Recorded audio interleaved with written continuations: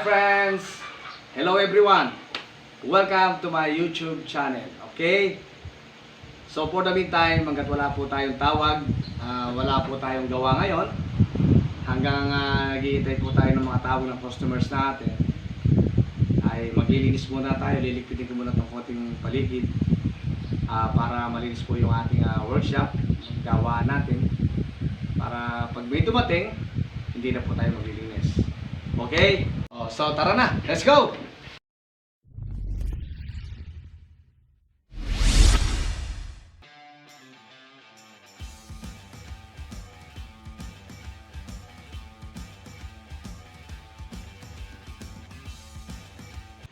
So ayun, natapos na natin na linisin yung aking workshop.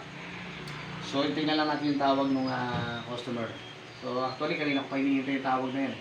Kaso medyo siguro may ginagawa yung tao, kaya medyo natili yung tawag na. So dito muna tayo, for the meantime, tingnan muna natin yung mga alaga kong ibon. So okay, ito siya, kikita mo.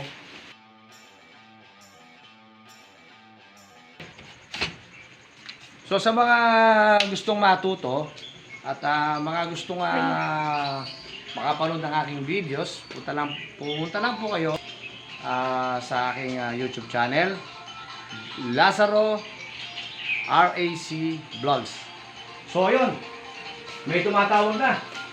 So ito may tumatawag na, okay. So sasagutin ko muna ito, ha. Ito po, sigurado ito na po yun. Hello? Yes po, yes po. Okay. Recommendation po kayo dito sa Paralaya kay Ma'am Jet Mama dito. Okay. Tatagwa po sana kanila rin. Okay. Yung pong rin kasi ayaw pong maglamig. Ano po ba problema? So hindi po namin masasabi ngayon yan at kailangan po i-troubleshoot muna po namin yan. Kailangan makita namin. So pasiservicean niyo po ba today? Yes po sir. Mga anong oras po kayo makakarating? If you want, punta na po kami ngayon. Yes po sir. Sige po, antayin po namin kayo. Actually, dati lang. Kay Paralaya at dapat. Yes po, alam ko na po yun. At actually, kanina po namin hinihintay yung tawag nyo. So, siguro, pupunta na po kami ngayon. Okay? Okay, thank you po sir. Pakihintay na lang po kami. Okay, sige po. Maraming pong salamat. God bless you po. Okay.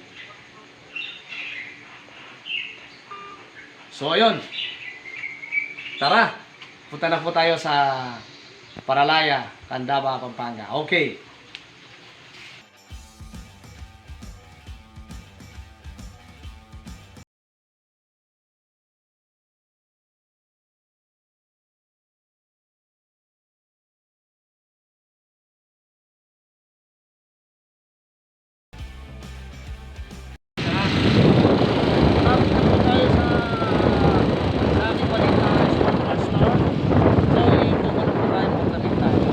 Para makita niyo po kung saan ang aking spare parts store. Okay?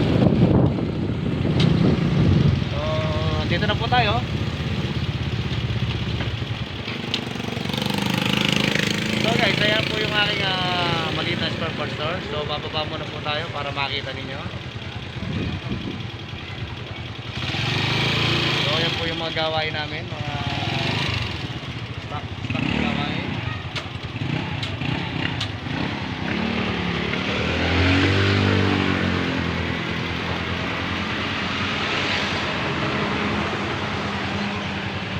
Guys, dito na po tayo ngayon.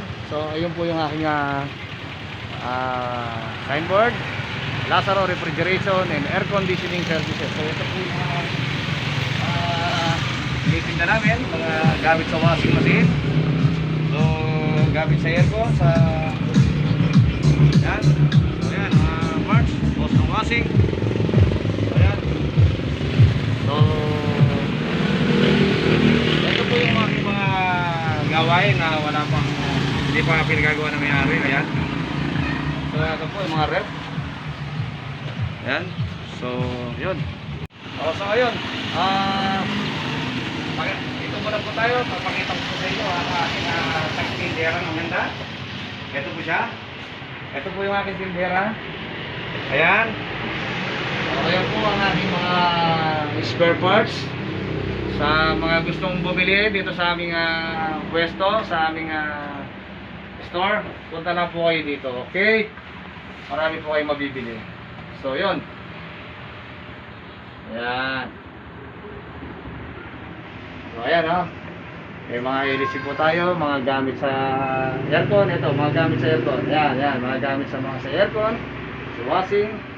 Ayan, may breaker po tayo dyan. So, okay na. Ito po yung mga motor windings. Ayan, mga motor windings sa motor ng electric fan. Ito, mga motor ng washing. Ayan, okay. Punta na po tayo ngayon sa Paralaya, Candaba, Pampanga para ma-check na natin yung pinagagawa rin sa atin. Okay, tara!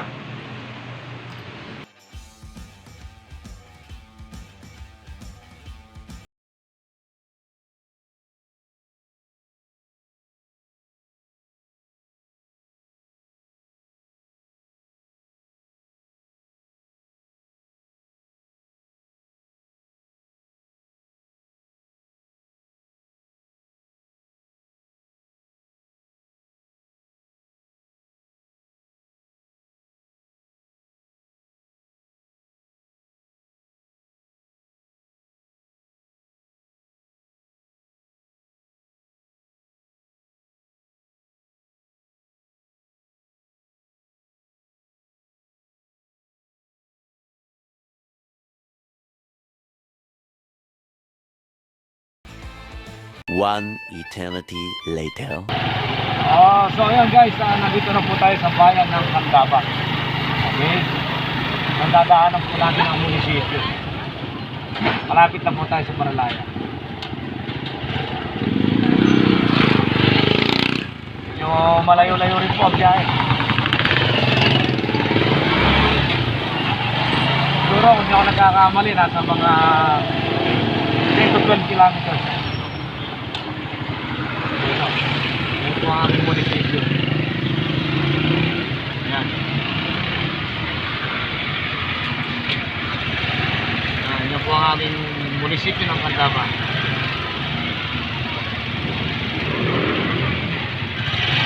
So, ayun.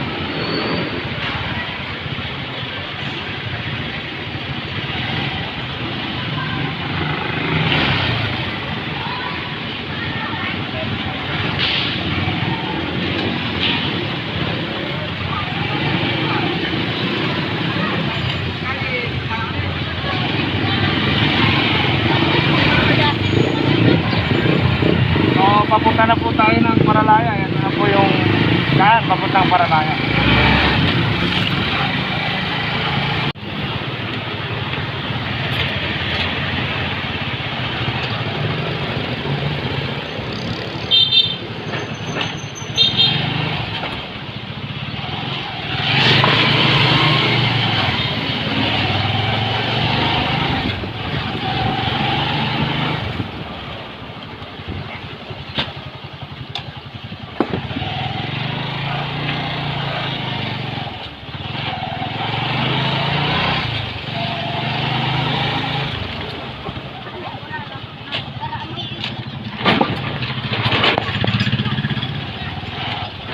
Ay, wow! Ang ganda ng daan.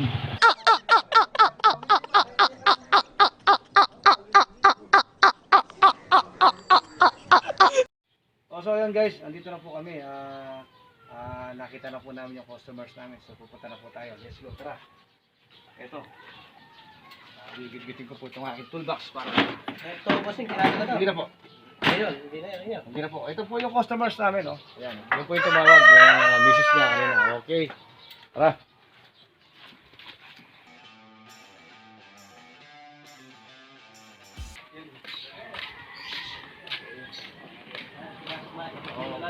Oh, sige po. Pasok kayo boss eh. Okay. Nandito na sila. Nandito na po tayo sa location. Oh, meron mga aso. Ano lang yan? Oh, bro. Front lang yan.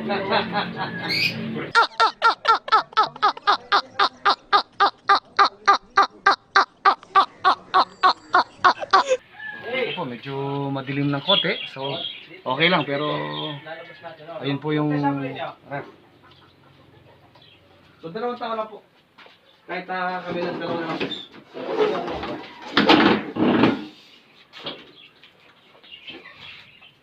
So, sa ang tawag po sa may 2 paa lang. Sila rin.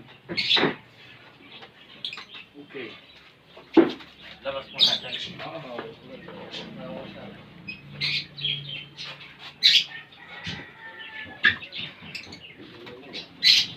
So, yan, dyan lang, dyan lang. Okay na po dito. Dyan lang po, dyan lang po. Okay. So, ayun. Itatalikod po natin. Itatalikod natin. So, ayun ha. So, kukunin ko muna yung ating mga gamit. Naiwanan ko yung aking extension. Pero wala, sige lang ito. Dito ka na yan po. Sige lang ito ka na po. So, lalabas po natin yung ating mga tools para makita natin kung ano ang problema ng kanyang ref. Okay.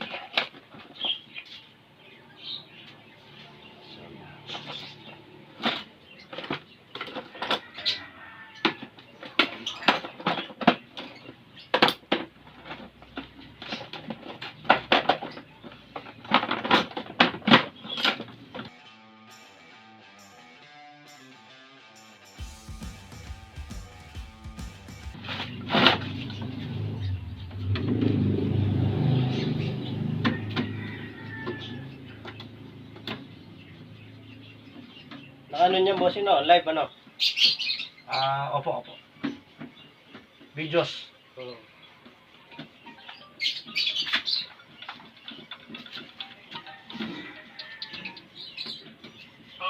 Opo. Tatanggalin po natin yung 4 na tornilyo para makita po natin. Lang kaya, kira-kira. Ayun. So, yun, nakita na po natin yung compressor ng kanya. Ang problema po nito ay a-under daw po siya and then mamamatay. So, meaning may problema po ang kanyang parts or compressor. So, kailangan makita muna natin kung ano problema niya. Okay? Ano ba itong...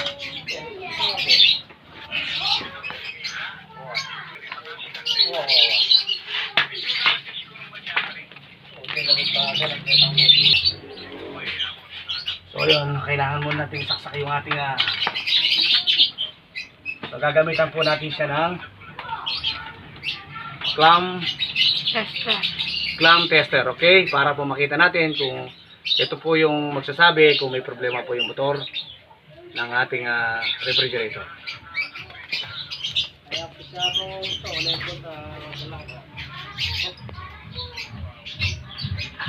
Iipit po natin siya sa isang linya ng kuryente.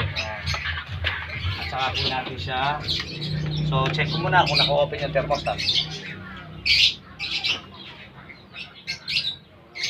Naka-maximum.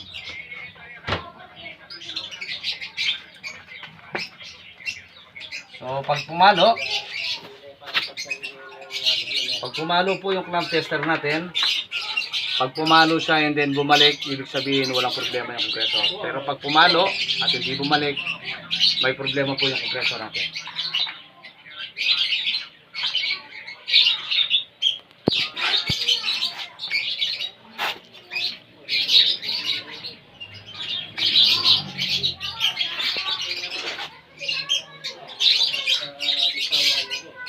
Pumalo siya at bumalik, umaandar po yung compressor natin. Okay?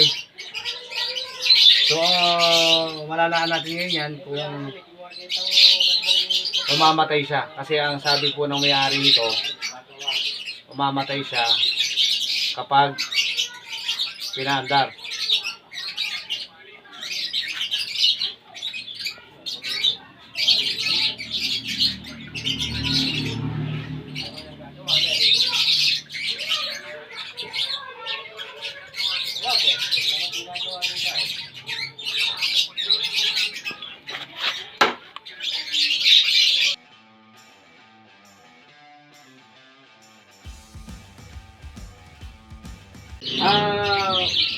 kuya, yung pong rep nyo, nakasaksak siya.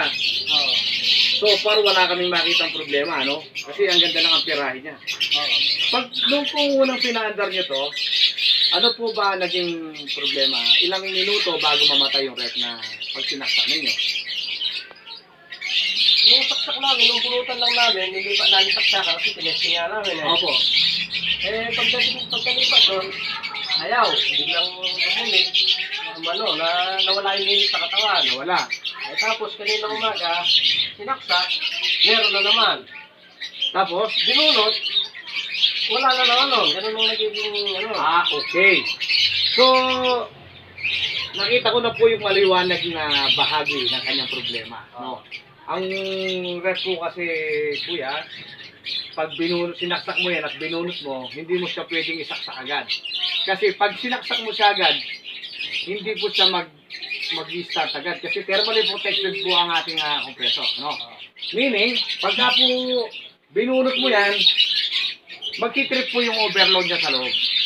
Pag nag-trip yun, pag sinaksak mo, hindi po siya aandar agad. Magpapalipas ka muna ng mga ilang minuto. Halimbawa, sinaksak mo ngayon, binunot mo siya 3 to 4 minutes before starting. Bago mo isaksak, magpaparang ka muna ng 3 hanggang 4 na minuto. So, sa ngayon po, ang totoo niyan, wala pong problema yung rep mo. Kasi ito po ang magsasabi yung ammeter natin. Yun ang magsasabi, ito po clamp tester natin na to. Pagka po yan, naglaro yung kanyang pointer indicator, may problema po yung compressor. Yun po ang una. Pangalawa, pagka po ang andar niya, siguro pag sinaksak mo ngayon, andar na siguro, seconds lang, umamatay na yun. Ang problema po nun, yung relay or overload po. So siguro sa relay, baka ganun po ang nagiging Kasi problema. sinuwalang namin ito sa barrio ng Magumbali. Bagong Bali, napakalayo naman. Opo. Malapit lang yun eh. Pagka dito manggagaling. Oo, wala. Okay, opo. Ngayon doon, pag sinaksak daw doon, dahil medyo mahina yung kuryente ron, hindi tayang sandali lang, hindi katulad ng pagsaksak namin dito, tumatagal. Okay. So hindi po. Ang ref po natin, kahit po mahina ang kuryente, mag-i-start po yan. Basta po, wag lang po yung mahina talaga. Halimbawa po, ang kuryente bumaba ng 170. Mag-i-start pa rin po. Wag lang magwa 150. Okay? So, dapat talaga, ang ref, pag pinunot mo yan, at wag mong isasaksak agad. Kasi pag sinaksak mo agad, hindi po siya mag-i-start. So, kailangan muna niyang mag-release yung overload niya bago mo isaksak ulit. So ngayon po, guys, so nandito na po kami ngayon at nakita ko na po yung problema ng ref niya. So, ang kanyang ref, nagkaroon lang po sila ng miss. Parang hindi po nila na tutunan kung paano ang paggamit. So, tuturo ko na lang po sa kanila ngayon kung paano ang paggamit ng ref. Actually, wala pong problema yung ref din eh. Ang ganda po ng pirahe. So, ang tawag nila sa akin, pag pinandar, mamamatay. So, hindi po pala gano'n. Ang nangyari, sinaksak nila, tapos binunot, nilipat, sinaksak uli. Hindi na po siya umanda. So, ngayon, andito na po kami ngayon. Ginawa na po namin, tinroboshoot ko na. Ang problema, wala po kami makirang sira. Okay, kuya. So, eto na, at huwag po kayong mag-alala sa rep, walang problema rin. So, hindi po natin pwede gawin, hindi po natin pwede lagyan ng sakit dahil, siyempre, hindi naman po tayo ganun klaseng pindisan para maglagay tayo ng problema sa rep nyo. Wala po akong makita problema, no? So, yun, at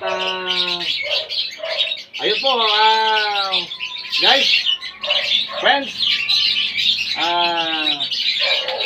wala po tayong magagawa ngayon kundi tapusin na po natin ang video. So, sa mga nakagusto po ng video namin, huwag niyo po kalimutan mag-subscribe, like, and share. Okay? So, That's all videos for today. Thank you for watching. Alright.